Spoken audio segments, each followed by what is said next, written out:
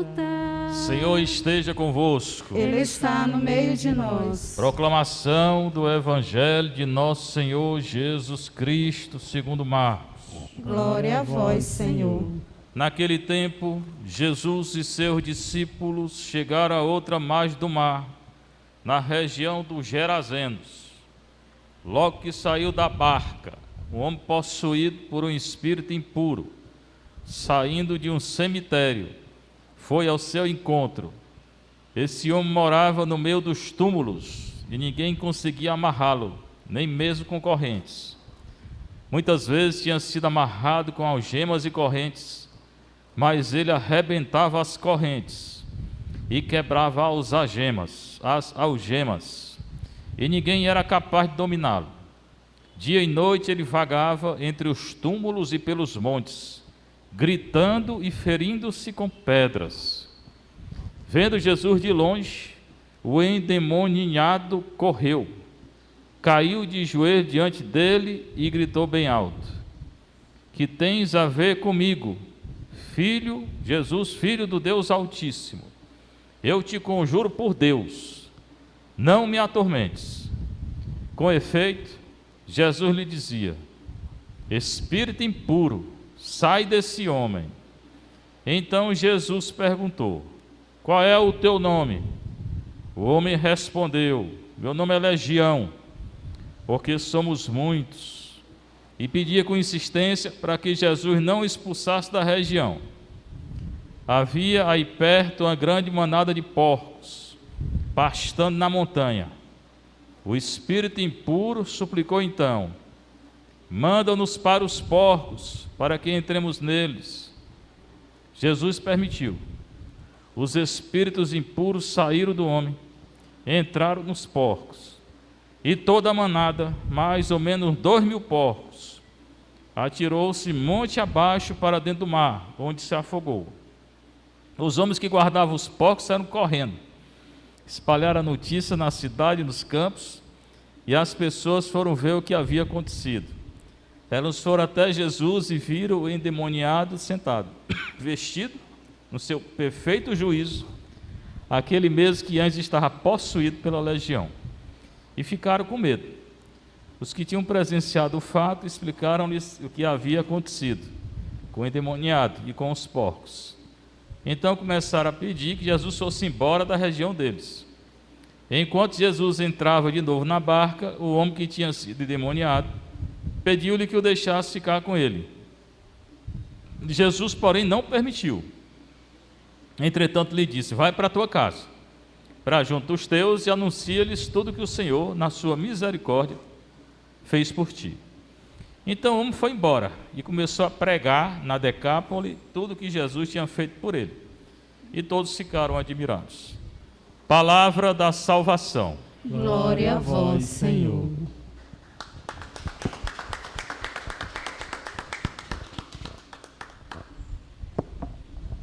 O Evangelho de Marcos tem essa história um pouco longa. É bastante interessante para a gente analisar o Evangelho. Tá certo? Naquele tempo, a linguagem litúrgica acontece na hora que está sendo anunciada, acontece em todo tempo. Jesus e seus discípulos chegaram a outra margem do mar. O mar é o lago da Galileia, Genezaré, que é grande, eles chamam de mar. Uma circunferência. Então, de um lado para outro é bem distante. Ele estava lá na margem das cidades gregas, chamada Decápole. Decá, 10, polis, cidades. 10 cidades gregas, lá se falava grego. Jesus estava lá. Atravessou de Cafarnaum até o outro lado. É o que ele está dizendo aqui.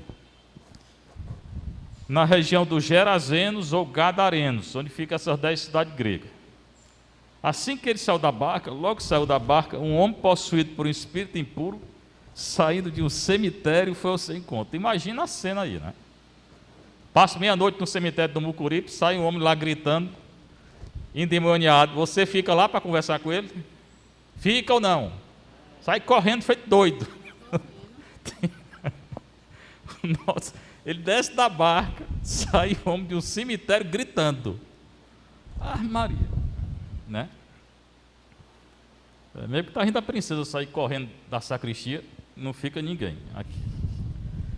Esse homem morava no meio dos túmulos. Imagina a história. Ninguém conseguia amarrá-lo, nem mesmo com correntes. Muitas vezes tinha sido amarrado com algemas e correntes, mas ele arrebentava as correntes, quebrava as algemas. Ninguém era capaz de dominá-lo. Quem é que chega perto de um sujeito desse? Ninguém, né? Gritando no cemitério. Ah, Maria, acho que nem a polícia vai. Dia e noite ele vagava entre os túmulos e pelos montes, gritando e ferindo-se com pedra. Aí começa a história mais pessoal. Não era só doido, né? Ele estava possuído, né? Se feria com pedras.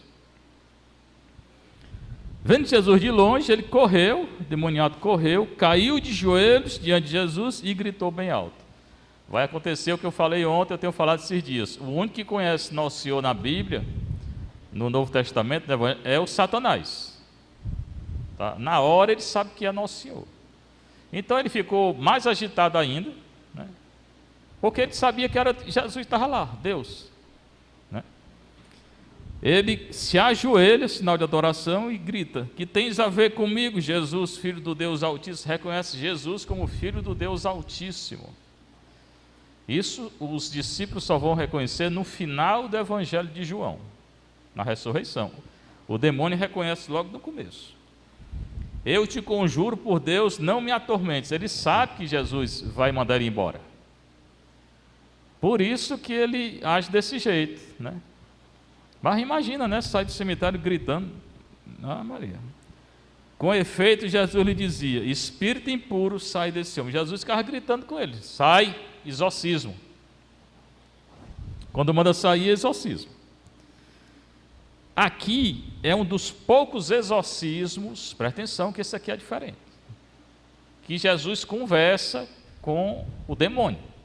Geralmente ele não conversa, não. Ele pergunta: qual é o teu nome? E o homem diz: legion, legião, quer dizer o quê? Multidão. Eram muitos. 2.000. Imagina o caba com um demônio ruim com 2.000. Como é que aguenta um sujeito desse? Né? Porque somos muitos. E pedia com insistência para que Jesus não expulsasse da região. Ele queria ficar ali atormentando os gregos, aquela cidade grega. Lá tinha porcos, manada de porco. Porco é considerado animal impuro na religião judaica. Então o espírito impuro vai entrar no animal impuro. Entrar para quê? Os porcos vão morrer e eles vão se libertar. Satanás está aí no meio do mundo, né? Entre o céu e a terra, os espíritos que estão aí é dele. Essa comunicação com os mortos não existe. Espiritismo é obra de Satanás. Macumba é obra de Satanás. Candomblé, tudo isso aí. Eles estão por aí. Paulo em Efésios fala: os espíritos das dominações, está tudo por aí. E hoje mais ainda, que a humanidade dá muito poder para eles. Então tinha essa manada de porcos pastando na montanha. Tem realmente uma montanha perto do lago. E o Espírito suplica: manda-nos para os porcos para que entremos. Por quê? Porque iam matar os porcos, eles iam ser liberados. E por que não tirou logo? Pergunte Nosso Senhor. É bem diferente esse exorcismo aqui. Tá? Toda a manada, mais ou menos uns 2.000, atirou-se monte abaixo para dentro do mar, onde se afogou. Todos os porcos se afogaram. 2.000. Cada um tivesse um espírito, 2.000 espíritos. Os homens que guardavam os porcos saíram correndo, já estavam com medo do homem, agora estavam com medo. Porque os porcos tudinho, ainda perderam 2.000 porcos. Espalharam a notícia na cidade, nos campos. E as pessoas foram ver o que tinha acontecido. Claro, imagine se acontece aqui, né? O padre vai lá e exorciza um sujeito no cemitério, depois acontece um reboliço. Todo mundo vai ver o que é, né? Foram até Jesus, viram o endemoniado sentado. Aí Jesus tinha expulsado o demônio dele, vestido no seu perfeito juízo.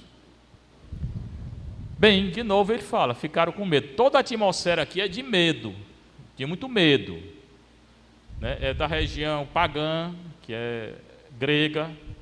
2.000 espíritos, provavelmente 2.000, eram 2.000 porcos. O homem que grita, embora é uma das manifestações. essa gritaria dele. Mais manifestação, mais sinal de que é ele é quando ele reconhece Jesus. No Evangelho, quem reconhece Jesus é o Satanás. Quem logo reconhece Nosso Senhor é o Satanás. O mal sabe quem é Deus. Então ficaram com medo. Os que tinham presenciado o fato, explicaram-lhes o que havia acontecido com o endemoniado e com os porcos. Então começaram, eles pediram a Jesus, vai embora daqui, pelo amor de Deus. Em vez, de agradecer e tudo, todo o clima de medo que gerou naquela região. Depois veio o próprio endemoniado, pediu para seguir Nosso Senhor e ele não deixou. Então não é todo mundo assim que vai ser discípulo nem apóstolo, não. Tá? Às vezes você não tem vocação para ser. Então não adianta pedir, Nosso Senhor não vai deixar. E se for é pior. Nosso Senhor mandou ele para casa. Também não é dito por quê, mas mandou para casa. E mandou que ele anunciasse na casa dele o que tinha acontecido. Vai para casa, junto dos teus, e anuncia-lhes tudo que o Senhor, em sua misericórdia, fez por ti. E ele, então, saiu, começou a ensinar, não só na casa, mas em toda a região, que não foi isso que Nosso Senhor mandou anunciar só na casa dele. Embora ali não tinha risco para Nosso Senhor. Não era um território hebreu, o risco era na cidade dos judeus, onde estavam os fariseus e saduceus. O fariseu não entrava na cidade pagã, então aqui não tinha risco para Nosso Senhor. Ele podia até anunciar, não ia ter risco não. Daí Nosso Senhor permitia que fosse anunciado. Mas se anunciasse no território judeu, Nosso Senhor ia logo ser preso, aí ele proibiu de ser anunciado naqueles territórios das cidades hebraicas. Aqui não é cidade hebraica, aqui é cidade grega. E todos ficam admirados. É muito um evangelho assim, meio, medo, é cidade pagã, porco, animal impuro, espíritos são muitos, Nosso Senhor conversa com eles, geral não conversa. É bem diferente esse relato desse exorcismo. Aconteceu? Claro que sim, claro que aconteceu. Você vê que há diversidade nos exorcismos, nem todo exorcismo é igual. A carta aos Hebreus é muito atual, continua a carta aos Hebreus, desde o início do tempo comum. São 2 semanas que você está lendo a carta aos Hebreus. Seria bom você ler em casa, você que está em casa, você que está aqui, ler essa carta. Esse capítulo 11 fala da fé. E que nós estamos passando hoje é uma grande crise de fé. Há uma grande crise de fé na igreja e fora da igreja. Tá? Com toda essa pandemia, que na verdade pouco se sabe, e que ela continua crescendo aí, pelo menos as mortes. Aí tem um bocado de desinformação. O que mais causa estranheza nessa doença é a desinformação. Ou seja, uma pessoa diz uma coisa, aí passa o WhatsApp, aí a 1 segundo, outra diz o contrário daqui. Ninguém sabe de nada. Só sabe que a doença está aí. E que não se sabe como surgiu, não se sabe, a vacina, qual é a que vem, que não vem, vai chegar, não vai, cura, não cura. É uma desinformação total. Mas gente morrendo. Até as mortes dizem, nem toda morte é do corona. Ninguém sabe, na verdade, sabe pouca coisa. Sabe que está morrendo de gente. E muita gente. E parece que voltou aí essa segunda onda aí. Então, uma maneira de combater essa segunda onda, por que uma coisa para mim não ficar envolvido? Primeiro, não fique vendo televisão toda hora, porque a televisão vai te dizer notícias e notícias e notícias de coisa desencontrada que no final não vai sair do canto. Nós temos que ter muita fé. Você sabe o que está acontecendo. Então, creia em Deus. Fique na graça de Nosso Senhor. Oração, confissão, adoração, missa. Pronto. Nossa proteção é essa, irmãos. E, de certa forma, é muito bom, que a humanidade estava muito afastada de Deus e está ainda. A humanidade está vendo que, a qualquer momento, pode adoecer e morrer. E aí, se eu não me preparar? Então, o consolo, quem dá nesse momento, é a religião, é a fé. Infelizmente, muita gente não percebe isso, não está percebendo. Aí entra em parafuso, gente que é muito apegada à vida, essa vida terrena, começa a perder parentes e tal, e tem risco também de adoecer, fica pirado, Quem é muito apegado, não tem fé, como é que faz? Esses estão sofrendo muito, estão um período de muito sofrimento. A fé de quem? Que ele fala aqui de Gedeão, Baraque, Sansão, Jefité, Davi, Samuel. Diz que eles conquistaram reinos, Davi conquistou o reino, né? Praticaram a justiça, foram contemplados com promessas. Tem muitos mais aqui, o Abraão, contemplado com promessa. Abraão acreditou em Deus. Nessa carta lá no início ele fala de Abraão, que aqui está lá no final, quase no final da carta. Amordaçaram a boca dos leões, Daniel. Extinguiram o poder do fogo, Daniel. Escaparam do fio da espada, Susana. Recobraram saúde na doença, Tobias. Mostraram-se valentes na guerra, Gedeão. Baraque também. Repeliram o exército estrangeiro, Baraque, Jefité. Mulheres reencontraram os seus mortos pela ressurreição, o livro dos Macabeus. Outros foram esquartejados, os mártires, né? Então, é a história daqueles que têm fé. Os que têm fé. A fé faz a gente fazer coisas maravilhosas, grandiosas, transportar montanhas, como diz Nosso Senhor.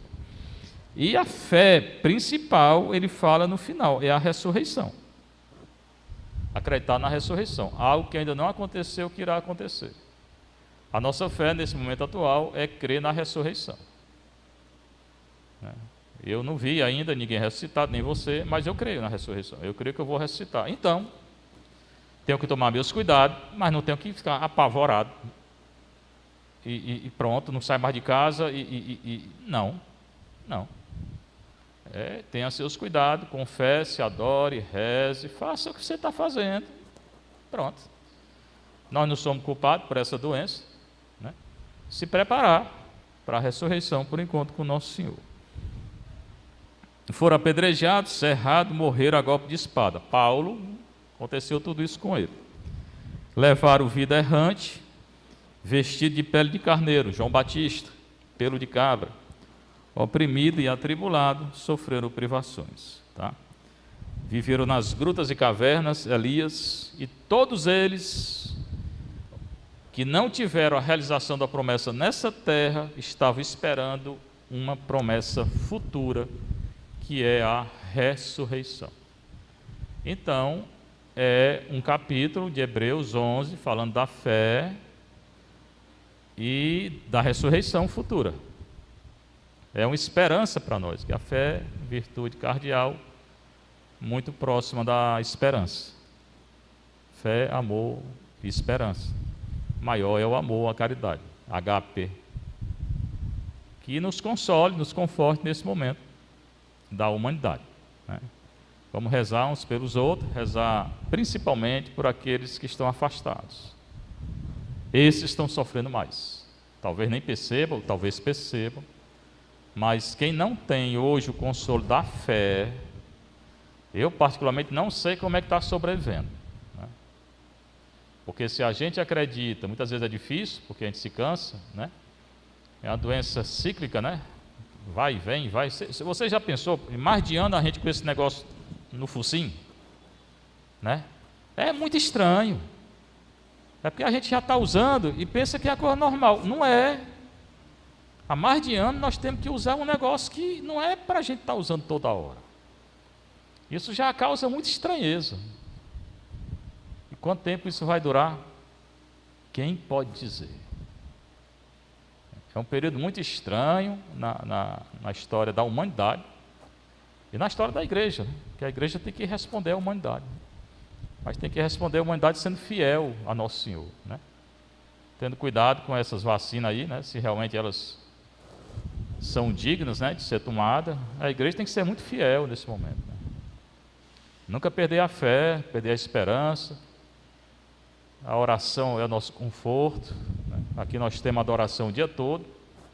Enquanto permitirem que a igreja esteja aberta, ela vai estar aberta.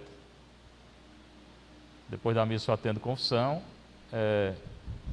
Então não percam a fé. Eu tenho dito muito nesse período, né? Não percam a fé. Seja louvado nosso Senhor Jesus Cristo. Para sempre seja louvado, e sua Mãe Maria Santíssima.